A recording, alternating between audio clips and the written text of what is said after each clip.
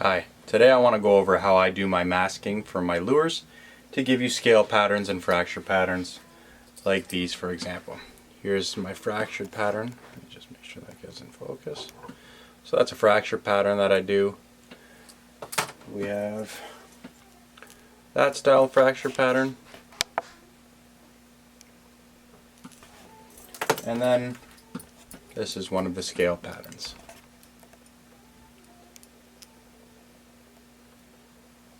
The scales are real fine on that one. So I'm going to show you how I do this part. It's a pretty simple technique, but there is a finesse to a certain part of it that you can overload the paint on it, which ends up ruining what you're doing. So I'm going to try to explain that to you right over here. Let's just jump right into that. So this is a few of the things that I use. This is just tulle, like tutu, like a little ballerina tutu material. That gives a real fine scale pattern. Let me just center this off here. There we go.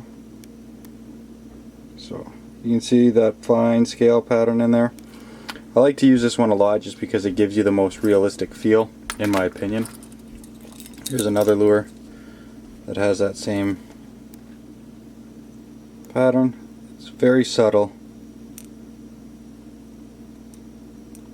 but it's also extremely difficult to do, in the sense that if you put too much paint on, you'll drown out your pattern. It'll all blend together and you really won't have that design. So you have to be very, very relaxed with the gun and not putting much pressure out to do a proper coverage on that, which I'll try to explain in a minute. These are just different kinds of ribbons that you can get. These I got from, I believe, at like the dollar store. So that's just one technique. One pattern that'll give you that look. So that is the color grade. That's just the way you spray it, which I'm going to try to explain. This ribbon here, this one gives me the fracture like this. Again, this is more in the technique on how you spray it versus the actual pattern you're using. These are very simple to use. There's just a few steps that if you don't do it properly, you could definitely ruin your spray, and that's why I'm doing this tutorial, because I just want to help you guys out so you're not redoing paint jobs like I did. So this was from like a stress ball, one of those squishy stress balls. So when it was wrapped in this, when you squished it, it came out all of these holes. I literally go around and steal things from my kids like this. That's from like an orange over top of like a clementine package. It's that orange stretchy material. This is my next go-to. This is a loofah, just a dollar store loofah, but you can see how you can get a really cool, depending on how you put it on there and how tight you pull it, you can get a different pattern. The main thing with this that I want to take note with, that you guys should know, is this is a one-time use. I don't recommend you using this a second time. Everything I've shown you to this point, any of these ribbons, these are all like a string material, so the paint will absorb into that. I'll show you this. So this material here is the same as this material here. I've just sprayed this one a lot, so I've used this pattern quite a few times, but you can see how thick the paint has gotten on it. It doesn't make a big difference. It does change the look of the pattern a little bit, but it's just because each one of these strands is a little thicker now. So once it starts to get that worn, I'll switch it out and start over. But this is like a synthetic rubber, so when you spray it and it dries to this, it does not adhere to it. So if you go to reapply this to your next lure and it's been dried on there, when you remove this after it's been sprayed, whatever color you had on there before is going to attach with the wet paint, and when you peel this off, you're going to have all these specks of that other color on there. I don't recommend using this stuff twice, like a loofah. Anything that's this nice smooth rubber material, only use it once. That's my recommendation. These are cheap. I mean, I've been using these for a long time. I throw them out every time and I still got over like what looks like half the loofah. So you only need to cut small sections of this. The example I'm going to use here, I've wrapped the dowels from my last video in this same loofah, so you can see that they're on there. And those I'll spray, throw them in the garbage. So loofah I highly recommend using, but only use it once. This is just, I don't know, maybe a water bag, like for bath toys or something.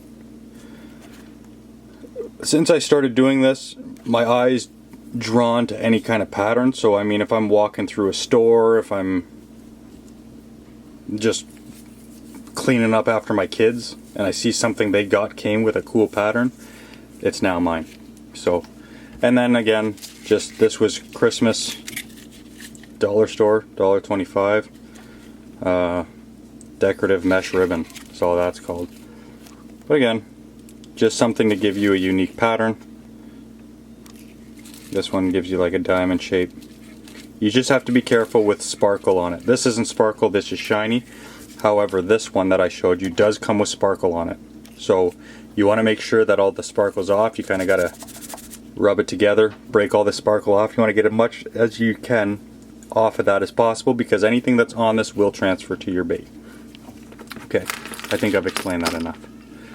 So for the painting, or sorry, for the application of the ribbon, so I put the loofah on there. You want to make sure that the loofah, any of your materials that you're putting on, are as tight as possible. You don't want any breaches, you don't want it to be lifted off of your lure at all, because that's just going to let the paint to go underneath, which is going to allow, or sorry, not going to allow that nice scale color, or pattern, sorry, to come through. So if this was lifted a bit, the paint's going to get underneath and not give you that texture that you're looking for. So very tight. These are just alligator clips that I have on here, electrical alligator clips. So you can see how I've got it pulled tight. They're all clipped off.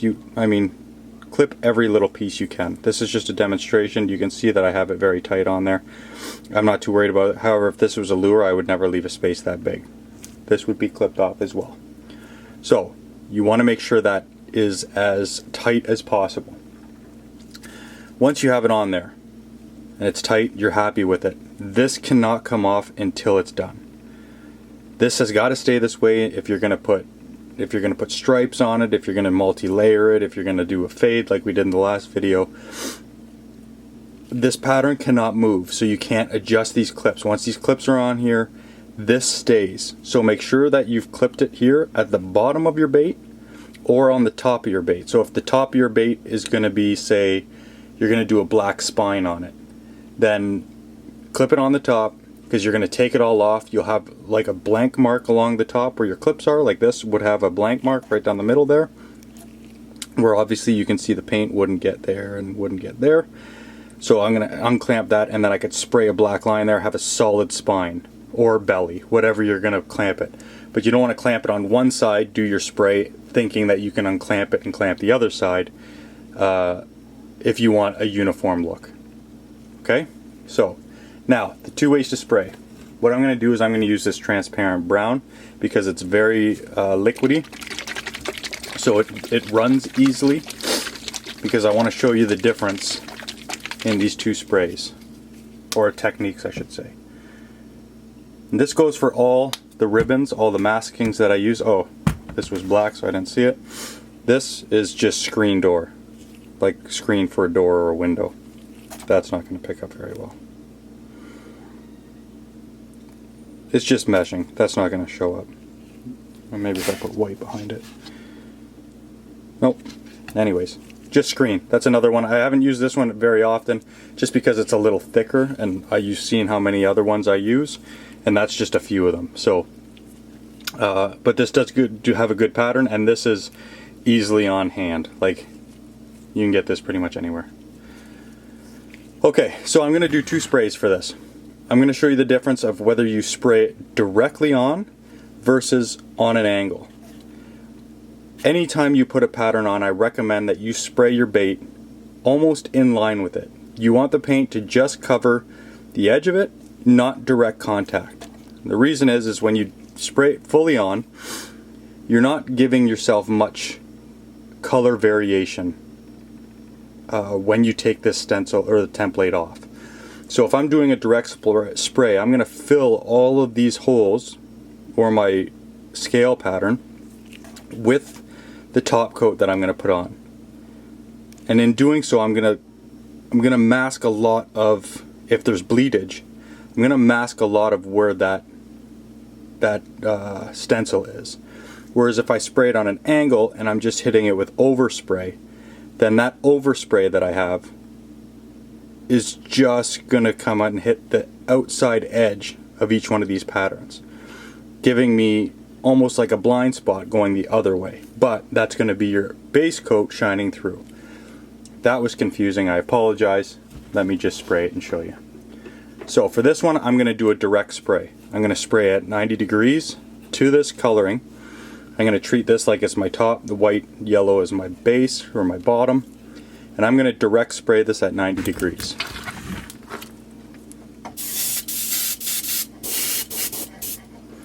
So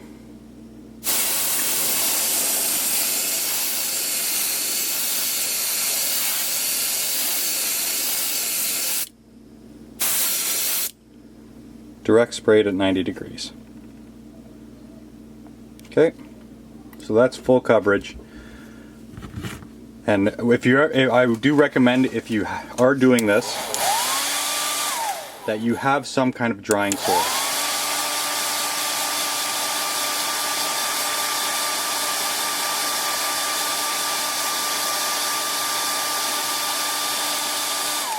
I'm just using a hair dryer. If you got a torch, use a torch. Whatever the case may be, you want to heat set this. You never want to take these stencils off when they're wet, because especially these, because they're elastic, like the loofah is stretchy. As soon as I take these clips off, it starts to pull down, and if it's still wet, you're going to drag that pattern through the wet paint, and then you're definitely just going to have a giant smudge. You're not going to have the pattern you're looking for. So for this one, this is the loofah. For the loofah, I'm going to, they're both loofah, sorry. I'm going to spray this one almost perpendicular with this bait. I want the overspray. Think about the spray coming out as a cone from the gun.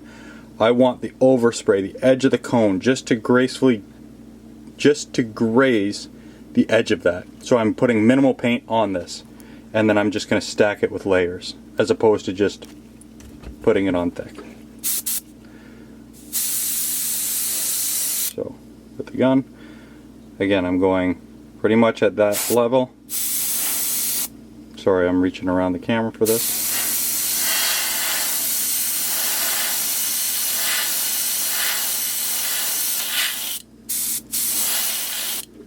Ran out of paint. I can show you. So that's the first coat. It's real thin. We're just going to keep stacking thin layers on that until you get the color you want. You can make it go completely dark. Just do it slowly.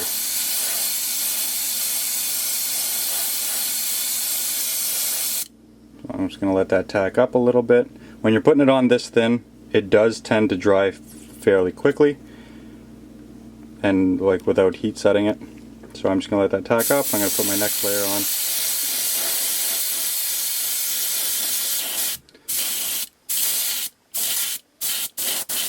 Okay, so we're going to keep that like that. I'm going to take it off camera, heat set that real quickly.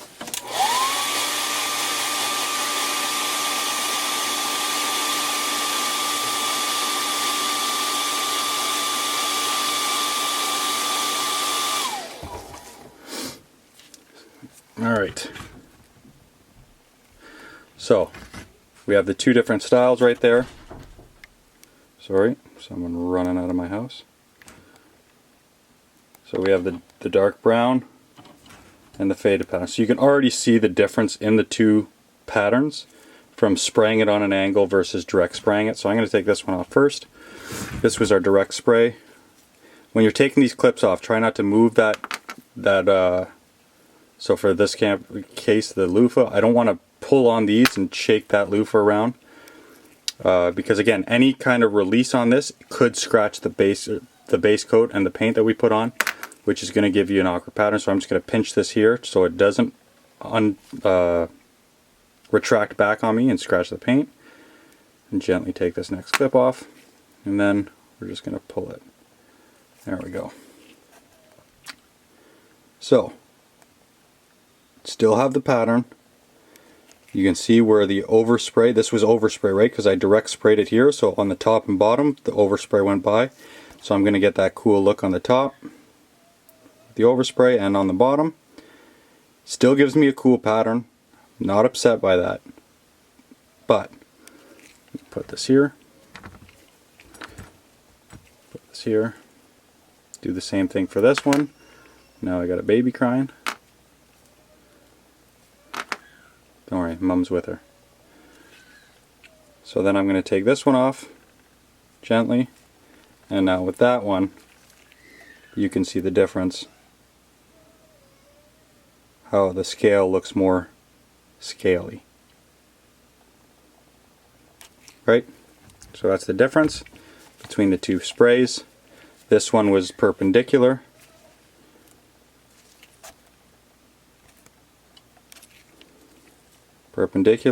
versus directly on. Come on.